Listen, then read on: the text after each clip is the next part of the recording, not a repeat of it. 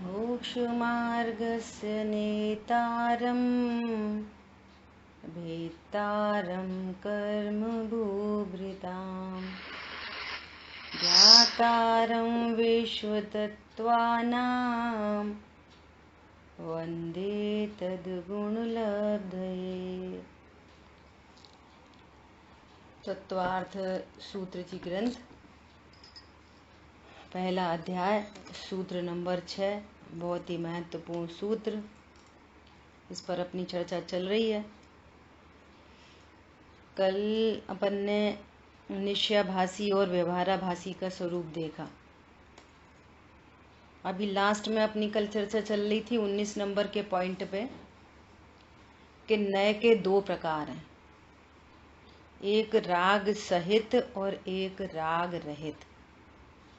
तो इसमें अपनी चर्चा आई कि जब कोई अनादि मिथ्या दृष्टि जीव है और आगम के परिपेक्ष में प्रमाण और नय को सीख रहा है और इस वस्तु का जीव वस्तु में जीव वस्तु हूँ, उत्पाद व द्रव्य युक्तात्मक हूँ, द्रव्य गुण पर्यायमयी हूँ, ऐसा वस्तु स्वरूप उसको भाव भाषण में आ रहा है ना। परंतु अभी स्वलक्ष्य नहीं हुआ, तो वहाँ चारित्र की परिणति में अत्यंत मंद राग की उत्पत्ति हो रही है। तो उसको कह रहे हैं यहाँ पर कि राग सहित न, और परिणति स्वभाव सन्मुख हुई, तो स्वभाव सन्मुख होने पर राग का अभाव हुआ और रत्नत्रय प्रकट हो गए।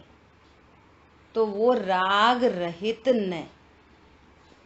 अब कोई सम्यक दृष्टि जीव भी है, चौथे गुण स्थान वर्ती जीव को बहुत समय के बाद, 1 महीना 2 महीने 3 महीने बाद आत्मानुभूति हो। ये अपनी बहुत बार चर्चा हो चुकी कि वो ज्ञान तो सम्यक हो गया, अब पर को 1 महीने तक पर को ही जानता रहा, पर लक्ष्य ही बना रहा, परंतु पर को पर रूप जानता है और स्व को स्वरूप से जानता है। देह की क्रिया में उसे कभी एकत्व नहीं होगा, शुभ अशुभ भावों में कभी एकत्व नहीं होगा, जिसको समय सार जी की भाषा में कह रहे हैं टंकोत्कीर्ण एक ज्ञायक भावमयता के कारण।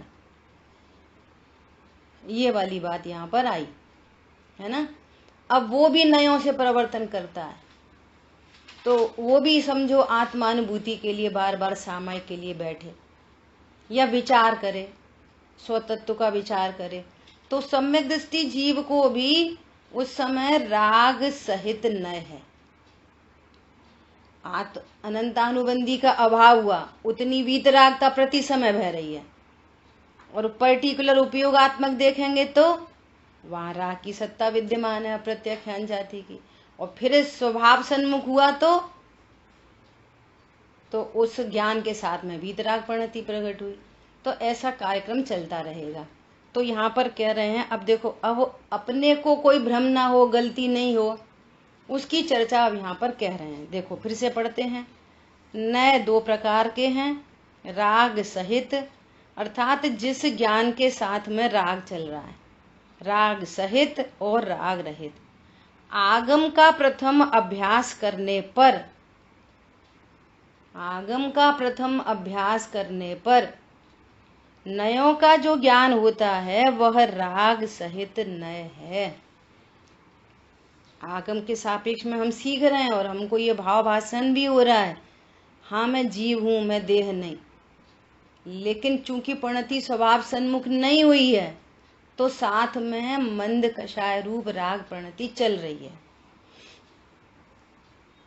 वह राग सहित न है। और वहां यदि, अब देखो, वहां यदि जीव यह माने कि उस राग के होने पर भी राग से धर्म नहीं होता, तो वह नय का ज्ञान सच्चा है। कल बात आई थी सच्चा नय, सम्यक नय, तब ये ज्ञान सच्चा है। और वो ऐसे ही कल्पना लोक में बोले कि नहीं हमें तो प्रमाण और नय हो गए, हमारा तो सम्यक ज्ञान है, स्वभाव सन्मुख हुई नहीं परिणति। तो राग विद्यमान है, राग की सत्ता भी जाने, क्योंकि ज्ञान श्रद्धा चार तीनों पर्याय एक साथ उत्पन्न होती हैं। ज्ञान स्वभाव का लक्ष्य कर रहा है तो वहां ज्ञान भी है, श्रद्धा भी है और चारित्र की परिणति भी है, और चारित्र की परिणति है मंद राग है, चल रहा है। तो वो क्या जान रहा है कि ये राग अभी उत्पन्न हो रहा है, अत्यंत मंद कषाय है, परंतु राग धर्म नहीं है। तो उसका वो नय सच्चा है, और ये सच्चा नय सम्यक नय में परिणमित हो जाएगा। किंतु यदि वह माने कि राग से धर्म होता है तो वह ज्ञान नया भास है। आ रही बात ख्याल में? देखो संयम तो करते हैं, देखो पढ़ते तो हैं, देखो इतनी तो स्वाध्याय करते हैं, देखो पूजा तो करते हैं, और थोड़े तो धर्मात्मा हो ही गए ना, थोड़े बहुत खा पी के, तो कह रहे हैं ये नया भास है। दोनों नयों का यथार्थ ज्ञान करने के बाद अपनी पर्याय पर, हाँ जी हाँ जी, एक बात ये जानना है कि जैसे नए का ज्ञान कर रहे हैं, नए पढ़ रहे हैं उस समय, तो ये राग ये है कि हम नए सीखना चाहते हैं, नहीं नहीं, इसलिए राग जब नए सीख रहे हैं तो आत्मानुभूति तो हुई नहीं है अभी, तो आत्मानुभूति न होने के कारण उसको राग युक्त कहा है ना, ऐसा माने ना। देखो दो बातें अलग हो गई। सीख रहे हैं तो उस राग को अब मतलब हम पढ़ रहे हैं, समझ रहे हैं, सीख रहे हैं, तो उसको धर्म माने, तो वह नए का ज्ञान सच्चा है। हम उस ओर बढ़ रहे हैं। नहीं, धर्म मानोगे तो सच्चा नहीं है, धर्म नहीं मानोगे, राग को राग मानोगे तो सम्यक ज्ञान है, और धर्म मान लोगे तो मिथ्या हो जाएगा। ओके ओके, उस राग के होने पर भी राग से धर्म नहीं होता, तो वह नए का ज्ञान सच्चा है। अच्छा ठीक है, ओके। अभी देखो इसमें भी थोड़ी सावधानी। ठीक है ठीक है ठीक है। अब ये राग भी दो तरह का बदल गया। आप कह रहे हो कि हमें नयों को सीखने का राग, ये तो एकदम बिल्कुल प्रारंभिक भूमिका हो गई। हमें तो अभी तो हम नए को जानते ही नहीं, तो हमें नयों को सीखने, कौन कौन से नए होते, निश्चय नय, व्यवहार नय, निश्चय नय के भेद प्रभेद, व्यवहार नय के भेद प्रभेद, उसकी बात नहीं चल रही यहाँ पर। यहाँ उसकी बात चल रही है जो नयों को भली प्रकार से सीख चुका है, अब उसका खुद का ज्ञान नयों में प्रवर्तन कर रहा है।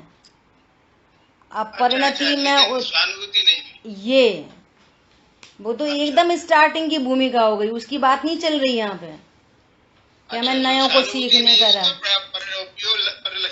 हाँ, अभी परलक्ष्य है और वहां पर मंद राग उत्पन्न हो रहा है और उसको भान है। जिनवाणी पढ़ रहे हैं तो हमें जिनवाणी का एकदम सच्चा स्वरूप हमारा हमको क्लियर होना चाहिए, इसलिए बार बार ये वाली बात कही जाती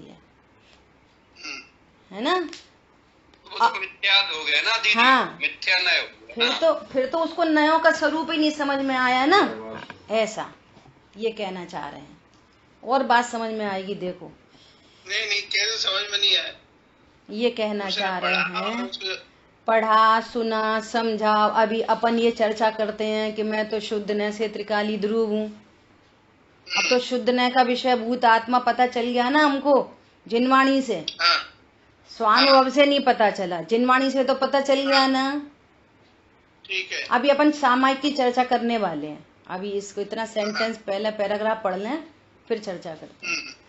ठीक है। दोनों नयों का यथार्थ ज्ञान करने के बाद निश्चय नय व्यवहार नय बराबर दोनों का ज्ञान करने के बाद, किससे? आगम से, यथार्थ ज्ञान, सच्चा ज्ञान एकदम, अपनी पर्याय पर का लक्ष्य छोड़कर अपने त्रैकालिक शुद्ध चैतन्य स्वभाव की ओर लक्ष्य करे, स्वसन्मुख हो, तब सम्यक दर्शनादि शुद्ध भाव प्रकट होते हैं।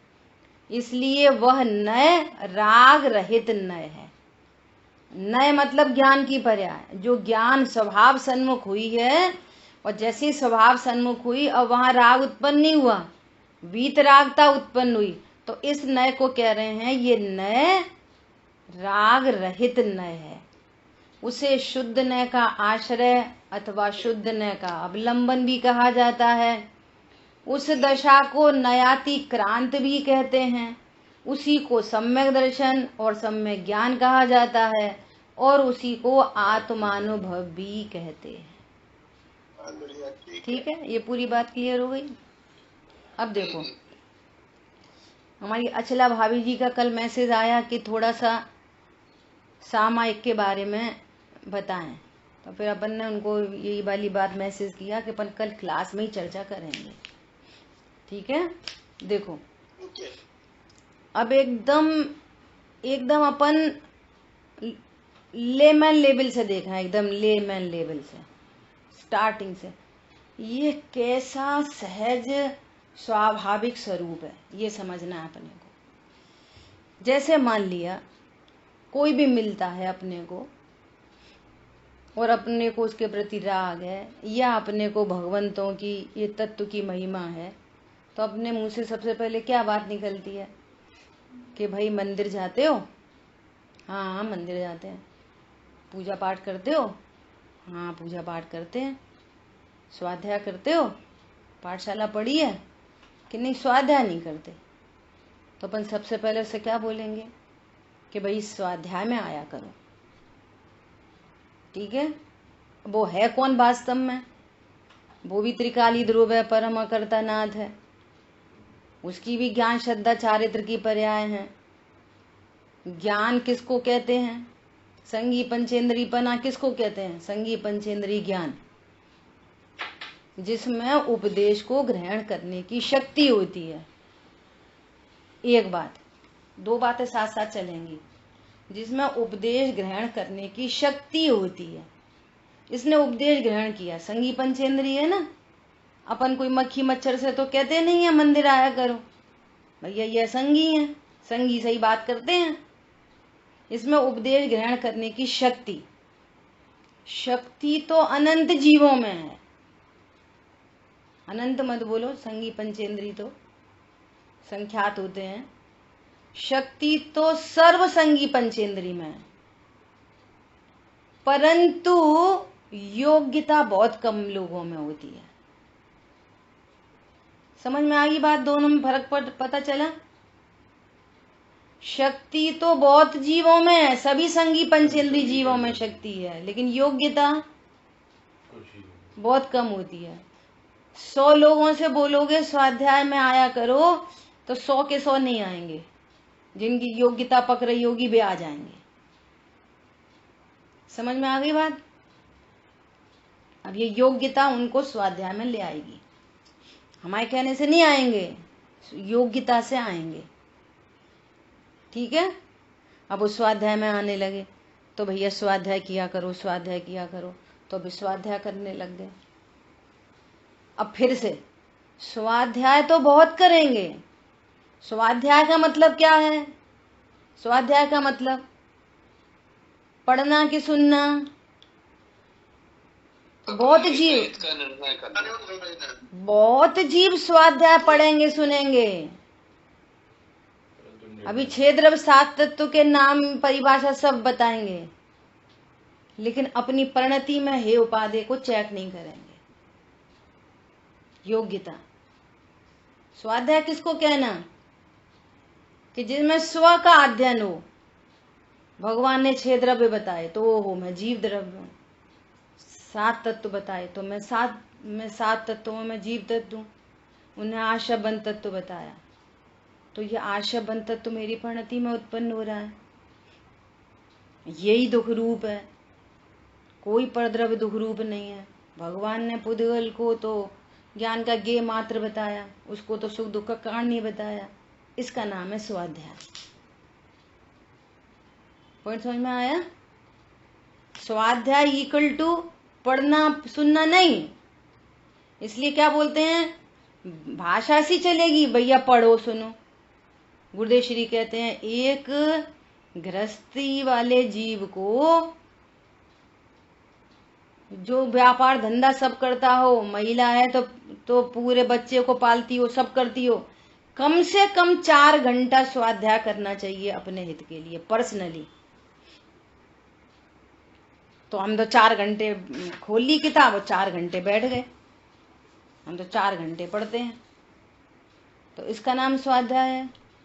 अभी स्वाध्याय का भेद बता रहे हैं आपको, तब सामायिक का भेद पकड़ में आएगा। स्वाध्याय में 2 काम हो रहे हैं, एक तो वहां मंदिर में जाना, या जो आजकल ये व्यवस्था बन गई ऑनलाइन की, जिनवाणी लेके बैठना सुनना, एक तो सुनना और एक समझना, 2 बातें हैं ना। तो बहुत लोग सुनते पढ़ते हैं लेकिन तत्व निर्णय नहीं करते। अब सुनना किसको कहते हैं? सुनना किसको कहते हैं? सुनना उसको कहते हैं कि हमें जिनवाणी में देव शास्त्र गुरु का स्वरूप बताया गया। क्या बताया गया? देव शास्त्र गुरु का स्वरूप बताया, और हमने देव शास्त्र गुरु के स्वरूप को जाना। अब देव शास्त्र गुरु का स्वरूप जाना और हमारी कुदेवों की मान्यता छूट गई, गृहीत मिथ्या छूट गया। इसका अर्थ है कि आपने देव शास्त्र गुरु के स्वरूप को जाना। क्या बोला? देव शास्त्र गुरु को जानने से गृहीत मिथ्या का अभाव होगा। अब ये नहीं चलेगा। हाँ, अब कोई लोभ नहीं, कोई लालच नहीं, कोई दिखावा नहीं, कोई कुछ नहीं। अब पंचम काल है, इतना तो चलता ही है, अब श्रावक ही कौन से ऐसे हैं, तो फिर क्या होता है? नहीं, आपने ये अनादि अनंत देव शास्त्र गुरु का स्वरूप है। ये चौथे काल में दूसरा, 5वें काल में दूसरा, 6ठे काल में दूसरा, ये नहीं है स्वरूप। देव होंगे तो ऐसे ही होते हैं, गुरु होते हैं तो ऐसे ही होते हैं, शास्त्र होते हैं तो ऐसे ही होते हैं। और अगर इस पर खरी बात नहीं निकल रही तो फिर आप करो कि ये हमारे देव नहीं, किसी कीमत पर नहीं। देखो रेवती रानी, कौतूहलवश भी नहीं, इसको कहते हैं स्वाध्याय। अभी भी जरा सी कोई बात हो, अब यहाँ स्वाध्याय कर रहे हैं तो आयु कर्म का पता चला, असाता वेदनी आदि का पता चला, सब पता चला। अब कोई ना बोला अरे लग रहा है बच्चे को नजर लग गई है, तो वैसा तो हम मानते नहीं है, तो उतार दो, क्या फर्क पड़ता है? आप स्वाध्याय नहीं करिए आपने। समझ आ गई बात? लगा दो थोड़ा काला टीका, क्या फर्क पड़ता है? हम तो वैसे मानते नहीं है। श्रद्धा नहीं हुआ। ये घर बनवा रहे हैं तो काला जूता टांग दो, ये कौन कर सकता है सामायिक? कहाँ पे आके जाके सामायिक होगी? समझ आई बात? तो अभी देखना अपनी अपनी शादी हो रही है तो भट्टी को पूज के आ जाओ, भट्टी में लगा दो, घी लगाओ, घी गुड़ लगा के आ जाओ। देखना कितने कितने गृहीत मिथ्यात्व के काम चलते हैं। बोलो, हवन करो, हवन का प्रोग्राम करो, मंदिर में हवन, हिंसा का तांडव, और फिर उनके अपने अपने कुतर्क। अब अपन को उस लाइन में नहीं जाना, अपन ये समझ रहे हैं कि स्वाध्याय का मतलब क्या होता है, फिर तब सामायिक होती है। ज्ञान सामायिक होने से पहले कितना रिलैक्स हो चुका होता है, कितनी निश्चिंता निर्भरता होती है उस ज्ञान में।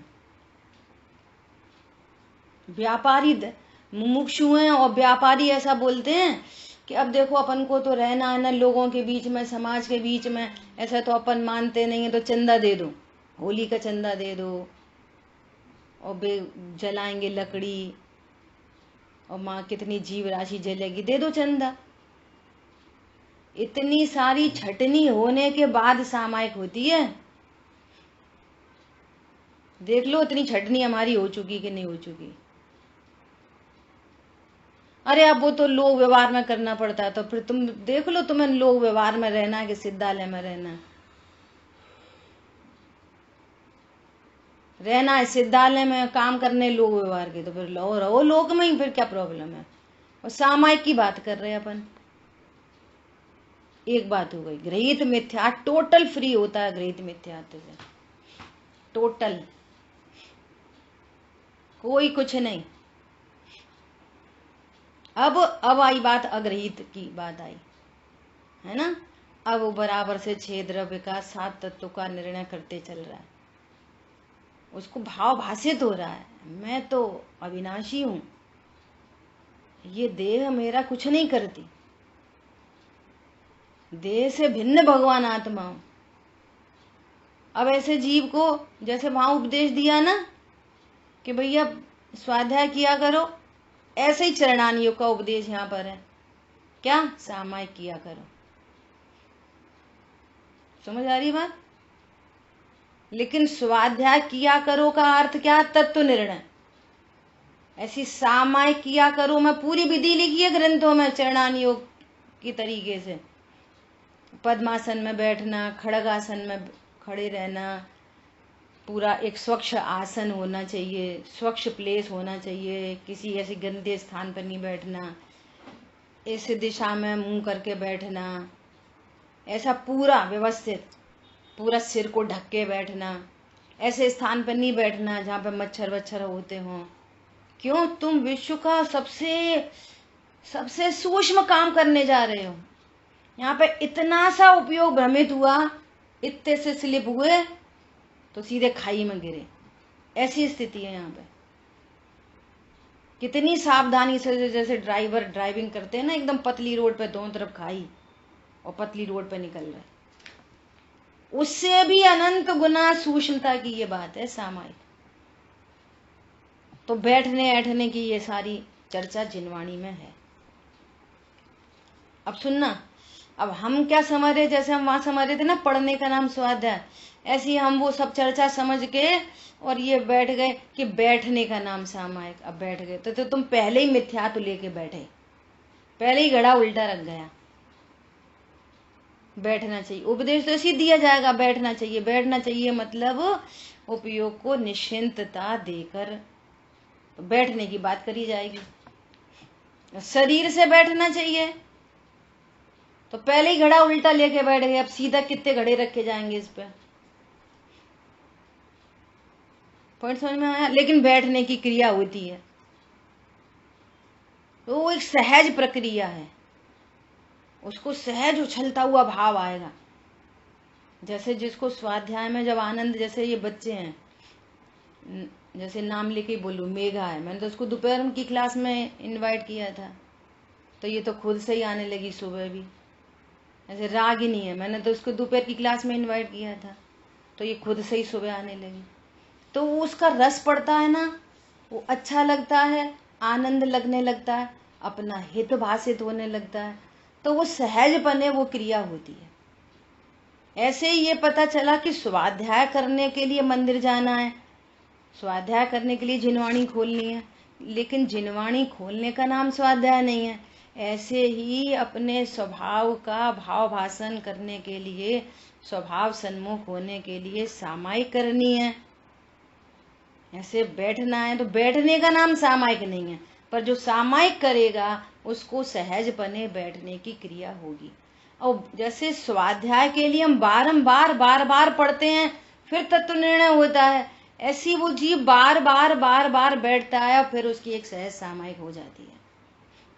और ये वो लेके चलना कि बैठना, जिनवाणी में ही लिखा है बैठो, जिनवाणी में लिखा है पाठ करो, जिनवाणी में ही लिखा है पंच परमेष्ठी भगवंतों के स्वरूप का विचार करो, जिनवाणी में ही लिखा है। ठीक है, अब पंच परमेष्ठी भगवंतों का स्वरूप विचार किया, फिर अब तक आपने जो कुछ भी स्वाध्याय से सीखा, जो कुछ भी स्वाध्याय में सीखा, उसकी सार्थकता सामायिक में होती है। सामायिक के बिना स्वाध्याय की सार्थकता नहीं ही होती, नहीं ही होती।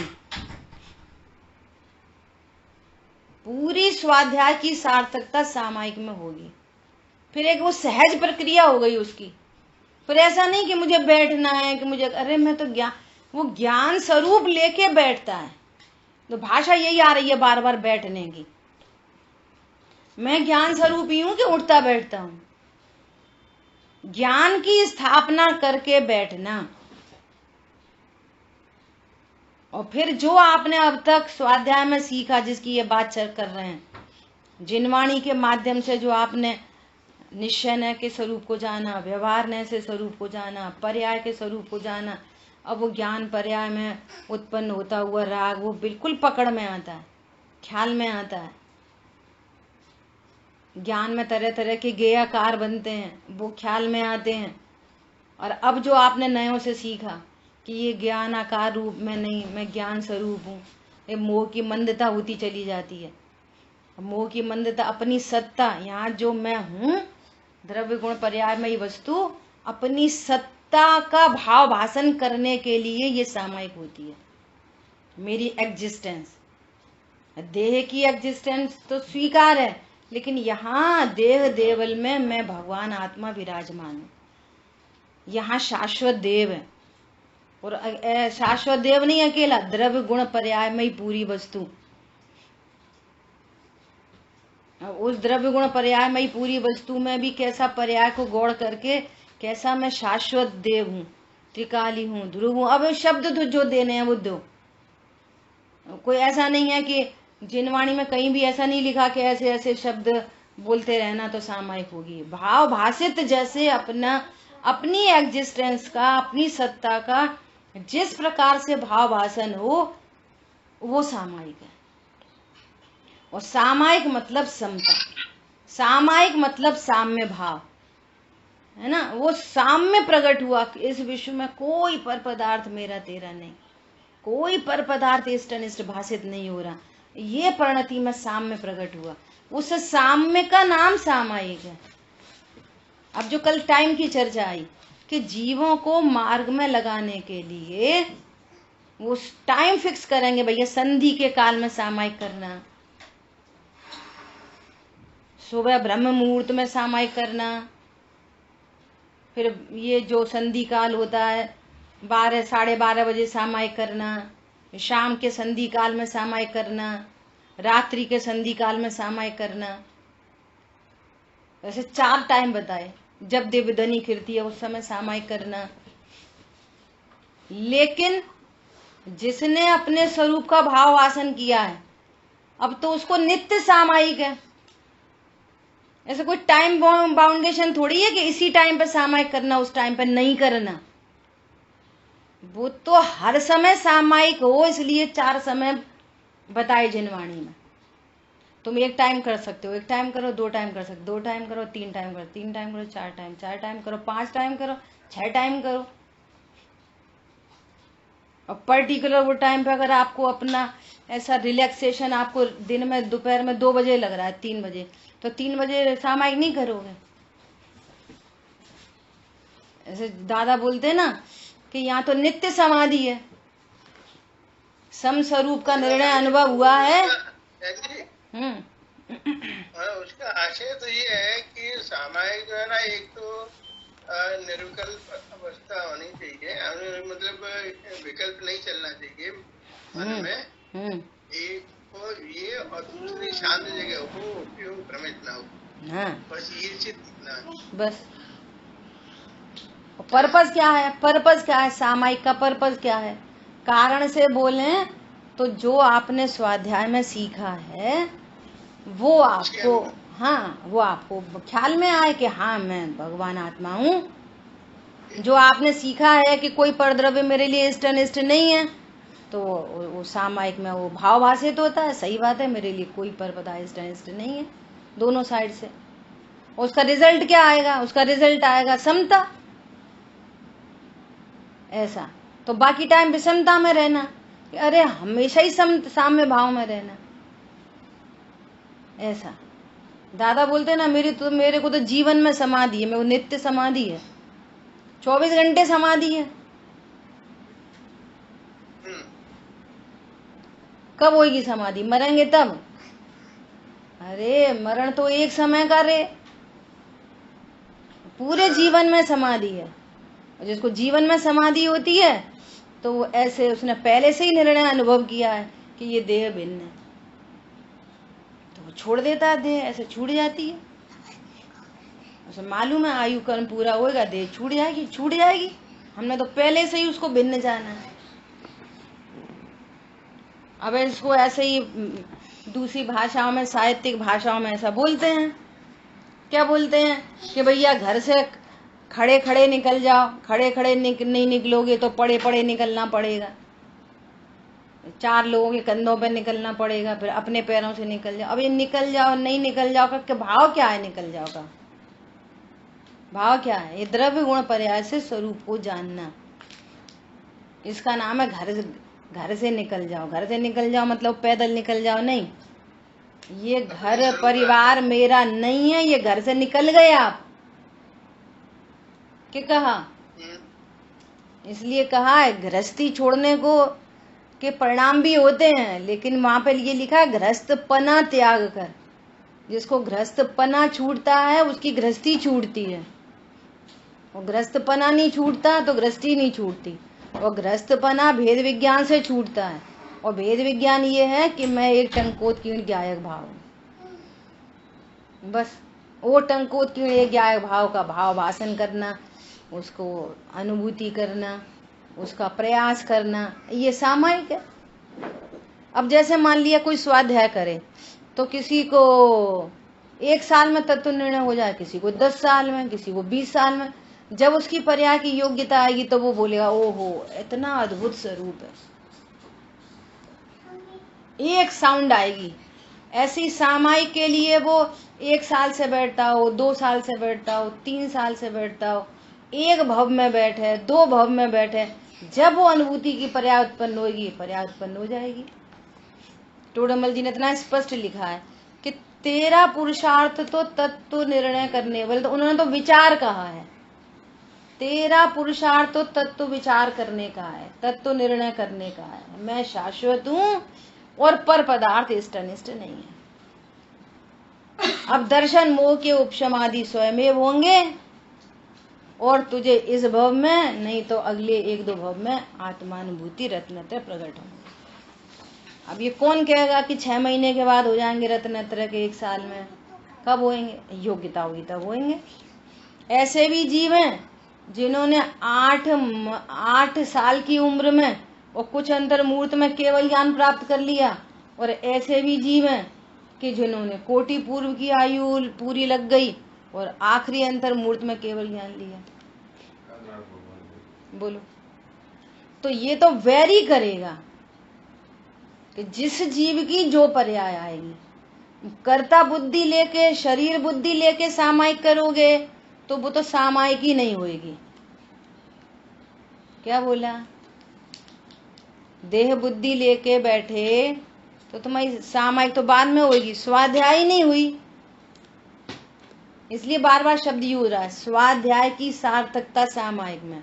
सामायिक से पहले क्रिस्टल क्लियर तत्व ज्ञान चाहिए, और फिर सहजपने उसको भाव उत्पन्न होते हैं कि इसको मैं सार्थक करूं, ये मैं साक्षात्कार करूं।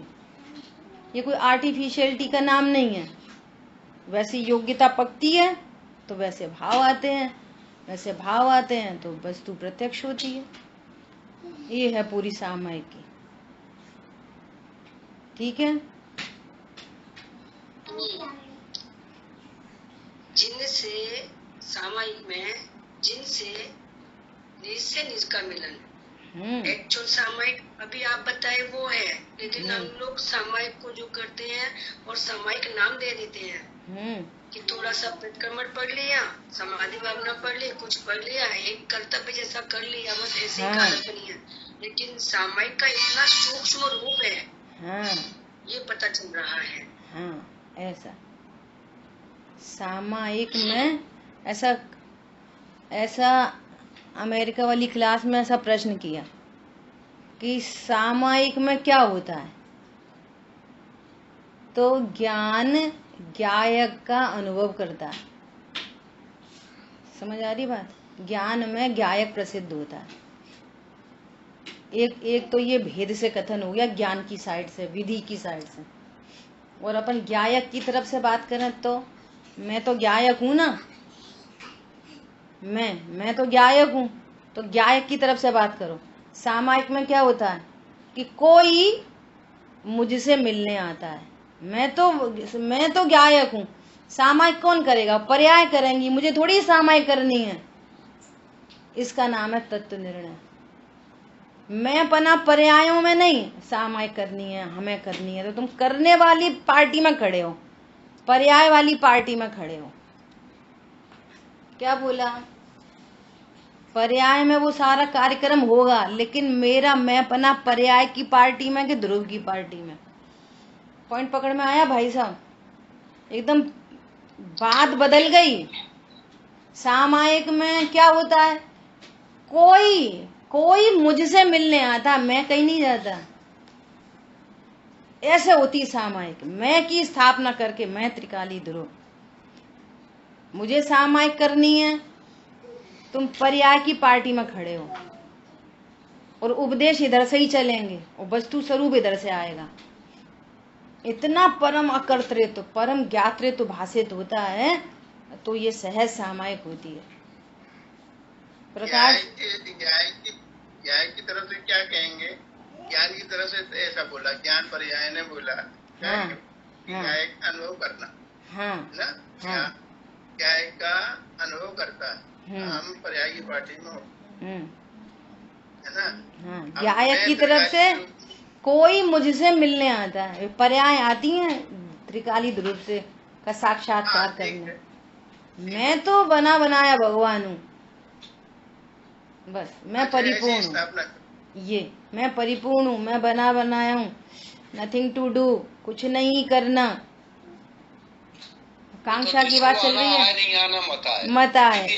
इतनी बोल्डनेस चाहिए, पता है, इतनी बोल्डनेस चाहिए। जो हमसे ये वाली बातें कही जाती थी ना, वो मिटे तो मिटे, मत मिटे तो मत मिटे, सम्यक दर्शन आए तो आए, मत आए तो मत आए, तो है ना घड़ों पानी गिर जाता था ऊपर। ऐसे कैसे? मोह मिटाने के लिए तो कर ही रहे हैं, सम्यक दर्शन करने के लिए तो स्वाध्याय कर ही रहे हैं, सम्यक दर्शन के लिए तो तत्व निर्णय कर ही रहे हैं। ये बात पकड़ में नहीं आती थी, बरसों लग गए इस बात को समझने के लिए कि कितना अकर्तृत्व परिपूर्णता का कितना बल, कि अब पर द्रव्य तो छोड़ो, पर पर्याय की भी कोई वांछा नहीं। सम्यक दर्शन होना है हो, मत होना है मत हो। तो मैं तो ज्ञायक हूँ, अभी परिपूर्ण हूँ, और कुछ करना है तो तुम कर्तृत्व बुद्धि के जहर में बैठे हो, और जहर में अमृत नहीं पी सकते। जहर लेके अमृत नहीं पिया जा सकता। लिटरली इस बात को जब भैया सब बोलते थे ना धुआंधार, तो स्वीकार नहीं होती थी। बरसों लग गए इस बात को समझने के लिए। ऐसा कैसे? सम्यक दर्शन क्यों नहीं हो? हमको ही चाहिए। आप ऐसे मत बोला करो, सम्यक दर्शन नहीं चाहिए, हमको तो चाहिए, हमें तो चाहिए, हमें तो चाहिए हमें तो सम्यक दर्शन चाहिए। बहुत कुछ हुआ है, ऐसे आंखों से आंसू बहते थे, जैसे कोई ऐसा बोलता है ना, मैं हीरा की अंगूठी चाहिए और मैं दे नहीं रहे तो रो रहे। ऐसा सम्यक दर्शन चाहिए था। ये बोल मत देना कि सम्यक दर्शन होए तो होए, चाहिए ही चाहिए। तो भैया चाहिए से सम्यक दर्शन नहीं होता। अब बात समझ में आई। ये परिपूर्ण स्वरूप में हूं, पर्याय मात्र की कांक्षा नहीं, उसका नाम सम्यक दर्शन है। अपूर्ण देख रहे हो अपने आप को, सम्यक दर्शन कहां से आएगा? पर्याय की चाहत है। क्यों है पर्याय की चाहत? बोलो। क्योंकि पर्याय से मेरे में कुछ भला हो जाएगा। ये है नहीं देखा निशाश्वत देव, रही क्षणिका पर्याय की प्रीति। ये क्षणिका पर्याय की प्रीति इक्वल टू मिथ्यात्व।